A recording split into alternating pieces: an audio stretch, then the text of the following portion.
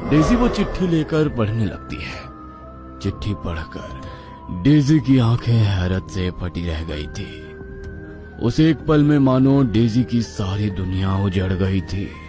चिट्ठी में डेजी को अपने पति निक की मौत की खबर मिलती है। उस चिट्ठी को लेकर डेजी आने वाले कई दिनों तक ऐसे ही रोती रहती है। डेजी के मन में जो आस थी कि आज नहीं तो कल निक लौट आएगा, अब शायद वो भी खत्म हो चुकी थी।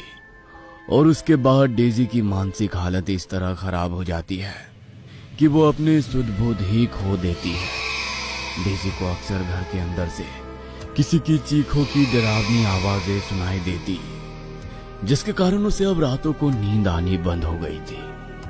आधी रात से ज्यादा बीत चुकी थी। डेजी पिछले कई रातों से नहीं सोई थी।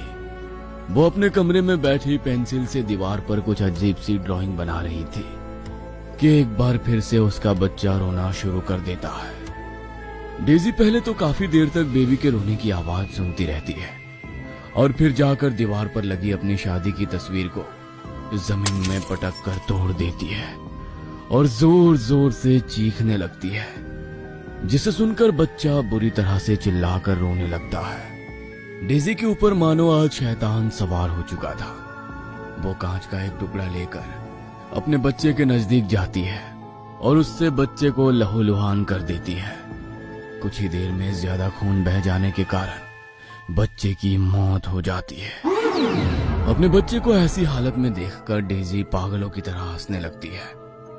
कुछ देर बाद वो थोड़ी सामान्य होती है तो जमीन पर अपने बच्चे के शव को देखकर उसके होश ही उड़ जाते हैं। अपने नन्हे से बच्चे को सीने से लगाए वो घंटों तक रोती रहती है। पहले पति की मौत की खबर और अब बच्चे का मृत शरीर अपनी आंखों के सामने देखने के बाद डेजी के अंदर इस सदमे को सहने की ताकत ही नहीं बची थी। इसलिए पास ही में खून से लथपथ पड़े कांच के टुकड़े से वो अपनी गर्दन और हाथ की नसों को काट लेती है और कुछ ही समय में वो भी अपने बच्चे के साथ मौत की गोद में समा जाती है। भूतिया कहानी पढ़ने की शौकीन दिव्या को कुछ दिन पहले ही उसकी सहेली नीलाक्षी ने एक बुक सजेस्ट की थी जिसका नाम था urban legends by Sonia Saini. Divya ने आज किताब की पहली कहानी पढ़ी थी। कहानी पूरी तरह से खत्म भी नहीं हुई थी, लेकिन ना जाने क्यों दिव्या को इस कहानी को पढ़कर कुछ अजीब सा महसूस होने लगा था। वैसे तो मैंने आज तक ना जाने कितनी हॉरर स्टोरी पढ़ी है, लेकिन इस कहानी में कुछ अजीब सा है। एक माँ अपने बच्चे को मार डालती है। इस घटना को सोचकर ही रोंगटे खड़े हो रहे हैं मेरे। दिल तो चाहता है कि इस कहानी को आगे ना ही पढूं, लेकिन दिमाग आगे की कहानी जानना भी चाहता है। अपने आप को समझाने के बाद दिव्या एक बार फिर किताब का पन्ना पलटती है और आगे की कहानी पढ़ने लगती है।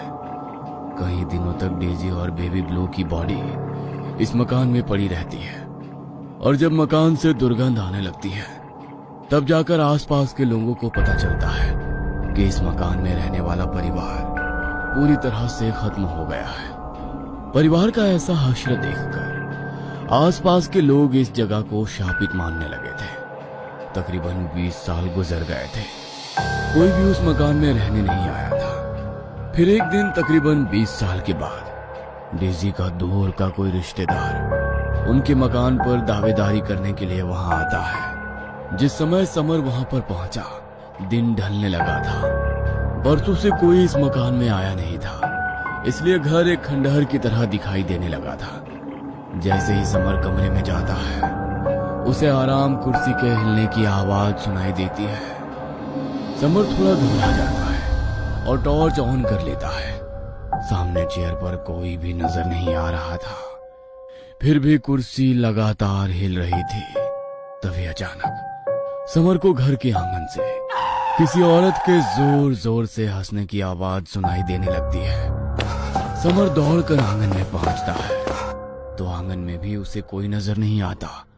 समर का माथा पसीने से बुरी तरह से भीग चुका था। सर्द मौसम में पसीना पोंछते हुए समर वापस कमरे के अंदर जाता है तो उसे एक छोटे से बच्चे की रोने की आवाज सुनाई देने लगती है। एक वीरान घर में हो रही इन घटनाओं ने समर को यकीन दिला दिया था कि इस घर में जरूर कुछ ऐसा है जो खुली आंखों से दिखाई नहीं दे रहा, लेकिन उसके होने का एहसास हर पल वो महसूस कर पा रहा है। समर तुरंत घर से बाहर निकल जाता है और फिर कभी लौटकर उस घर में नहीं आता। कहते हैं उस दिन के बाद डेजी ब्लू का वो शापित मकान ऐसे ही खंडहर बना अपनी कहानी खुद में समेटे हुए खड़ा है।